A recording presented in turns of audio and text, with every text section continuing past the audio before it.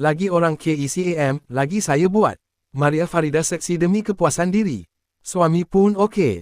Sebelum kita melangkah jauh, yang belum lagi subscriber, apa kata anda subscriber dan tekan butang loceng untuk notifikasi video selanjutnya?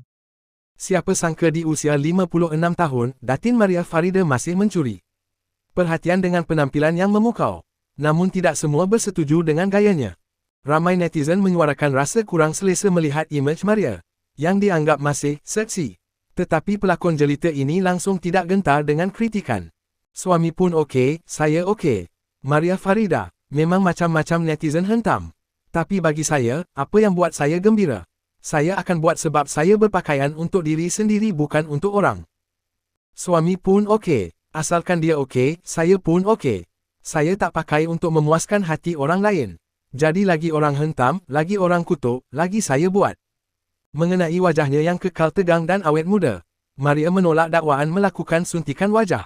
Katanya, dia hanya buat rawatan wajah biasa kerana suntikan menyakitkan dan boleh buat wajah kelihatan pelik serta lebih tua.